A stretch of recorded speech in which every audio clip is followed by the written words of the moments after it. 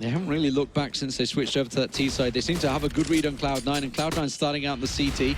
They have to make adjustments, and adjustments fast. Crims will get lost in the trade. Olofmeister, though, picks himself up a double, and you can't afford that sort of thing down at A-Long, and that leaves Skadoodle on his own. They did go for the double up setup with Sean Gares, and, well, if they have a retake situation, that's going to be real tricky for Skadoodle. Yeah, double up set up in the first round of overtime. That's going to be crippling to the economy if they can't pull it out. And more importantly, neither of the ops have had an impact yet. They probably haven't even shot a single bullet with those ops, and they're already a man down.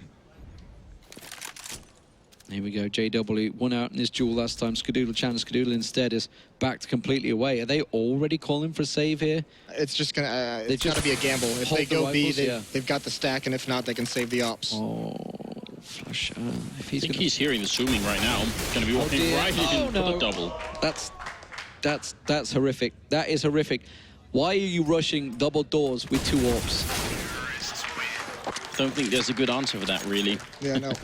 I mean, if you, especially with nothing on the flank, let him clear that close out for you. But I know the idea that they wanted to have was they had no control of A, so they wanted to gain mid control so they could get up towards Catwalk, or they could flank long if they wanted to. They know, if there's a lot of members of Fnatic taking long, there's usually going to be only one lurker in middle, and if they could eliminate him and gain that control, they'd have an avenue back into the round. It just completely backfires when you push 2 ops. And now Pronax, no cares in the world, already out mid. Yeah, I mean, why should they? They know exactly that 2 crossed. We saw JW taking the shots there and just comes running out. He does get taken down by nothing.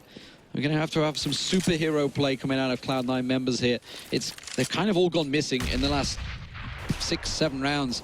Nobody's really been able to make those incredible plays. Freakazoid with that triple was as close as we got, but as it is, Olofmeister with the bomb creeping his way out. It's going to be a B split. Skadoodle will get smoked off in a moment, and that's going to give them away. Sean Gares got himself tucked in. It's Flusher smoked off in tunnels, so JW is going to creep around. He's going to find Skadoodle, but doesn't manage to get the flick shot. Skadoodle instead will come out on top, but Olofmeister manages to push on round. Skadoodle gets taken down. Sean Gares all alone in tunnels. Oh, and they've given his position away. They know he's there. Freakazoid and Shroud going to try and wrap around, get there in time, but Sean had to hold on, had to delay. And the head in hands from Moses says it all.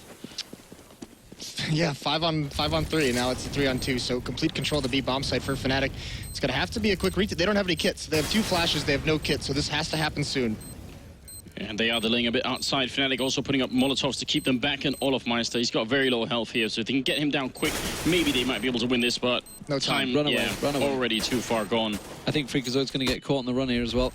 No, they're going to be able to get away. Olofmeister's giving fast pace. He's going to try and catch him. He might be able to catch him around the corner, but Freakazoid will be better at him. But economy-wise, they're not looking great. They are not looking good. This is going to be very much a forced mismatch from Cloud9. Just get what you can. They do manage to rescue the AWP for Skadoodle, but that really is the only saving grace. And Fnatic, well, they've got anything they want.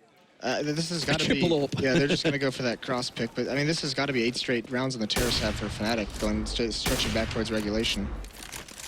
I mean, they did have a good T side, but they're going to have to start off incredibly strong. And also, that was down to those Superman heroics from Shroud. And it's so different when you're playing in overtime like this, even though you should be able to pick up maybe 3 rounds yourself on the terror side. Once you know that even a single mistake can cost you this whole Grand Finals, the pressure is unreal. And all of a sudden, you're going to start making some mistakes maybe you wouldn't. That's part of the game, but it's also potentially going to be hard to watch here. Cloud9 are going to have to come up with a miracle now.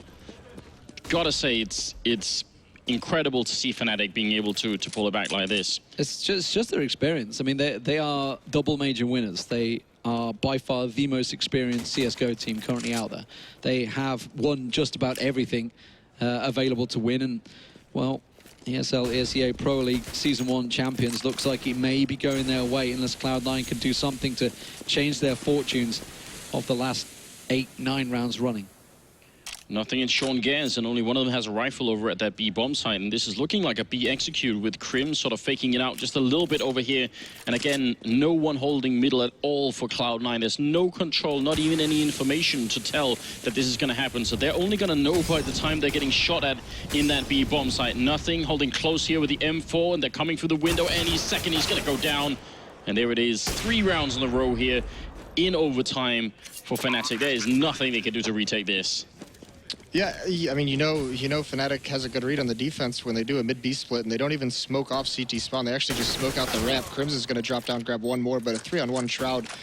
He has a kit, but this is just an insane situation that you have to pull, especially eating a grenade like that. Spam through the door, smokes everywhere. Time is ticking. And even a Molly, just for good measure. Well, I mean, that's what you get when you win all 3 rounds on the T side. You got the utility for days. They didn't need to waste anything going into that B side. It was a simple B split that they did all 3 rounds. Very easy for Fnatic in those few T sides. And that's also sometimes the problem, especially when Cloud9, you go to this overtime situation. The fact that they lost the last 6 rounds on CT, they were already on tilt. They were already having problems. And then to go into overtime and lose another 3 rounds, it's not looking good for Cloud9 right now. Yeah, the biggest horror about that is that they lost him very much the same way. They lost him because they had no presence in mid whatsoever, and they never changed that. Well, it's going to be the second half of the overtime coming up now. It has to be 3 straight rounds here for Cloud9, and then we're going to go into double overtime. If Fnatic pick up even 1 on their CT side, that's it. And Olaf Meister charging in. He does go down, but JW there quickly, and that's another thing that Fnatic have been so good at, getting the refrags here. Smoke is going to go up, and Pronax is going to put up a very good grenade here. They're going to walk right into it. The follow-up Molotov to burn up a little bit more damage, and Sean goes down. There's JW with the kill. It's looking great for Fnatic. They've done it time and again. 2 major championships, and here it is. They are your victors here at ESL ESCA Pro League Season 1. All too easy at the end there for Fnatic. They will take the ESL ESCA Pro League, like you say, and it's just really... Cloud9 are going to look back at the Overpass game and this Dust 2 game and think, you know what? We should and could have won this tournament. We could have taken it 3-1. They had it in their possession. They were 13-7 or 14-7 on Overpass. They were at 15-10 here on Dust 2. It was there. It was match point. They should have been on Inferno or even walking away with this one. But, you know, all credit to Cloud9. They have put up a fantastic performance in this tournament, no doubt about it. Yeah.